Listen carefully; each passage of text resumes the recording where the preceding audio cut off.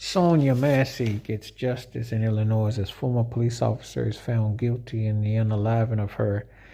It took 11 hours for deliverance. This had happened a year and a half ago, 4th of July, early evening, and Sonya Massey had called the police because she suspected there was an intruder trying to break into her home, and she had a hot boiling water on the stove top. And the cop comes in. His name was Sean Grayson. And he comes in and they both allude to the boiling water on the stovetop. And she's basically trying to say, "Nah, can I turn it off?" He proceeds to act like she's going to throw the water at him. And then he uses his weaponry towards her, which unalives her. And of course, you know the racial dynamic, white cop, black victim. And you know how it is, because 10 times out of 9, it is what it is.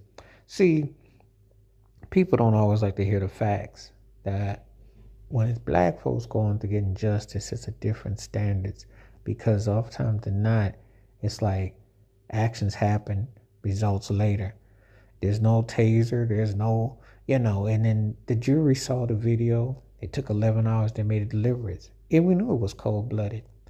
We knew it was. And this is the thing, he thought he was entitled. And so much happened that still goes on, but more so before George Floyd. After George Floyd, there's been more concerted effort to get things the way they're supposed to be, in spite of all the craziness that's going on, racial resentment, everything that you're still seeing. There are people who can judge jury, who can say, yes, you are to be held accountable for what you did in your actions. And this is something that needed to be said, because this was cold-blooded what happened to her. Sonya Massey had gone through different intervals in her life. However, she did not deserve to be unalived that night, and her children, etc., etc. You call for protection. If you suspect somebody's coming, when they talk about neighborhood watch, when they talk about protecting yourself, you assume that someone's going to come around and do their job and not try to take you out or harm you. And so often than not, a lot of times, not all the time, but a lot of them, these cops are like rogue. A lot of them, especially when you're black, it's like you're the enemy. It's slave catcher one-on-one mentality. And you don't ever, when you ever hear that someone's getting justice, you're kind of like surprised or shocked.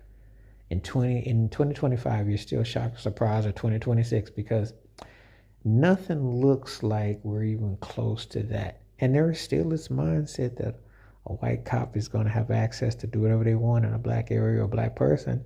And what can you do about it? That is the mindset. You see it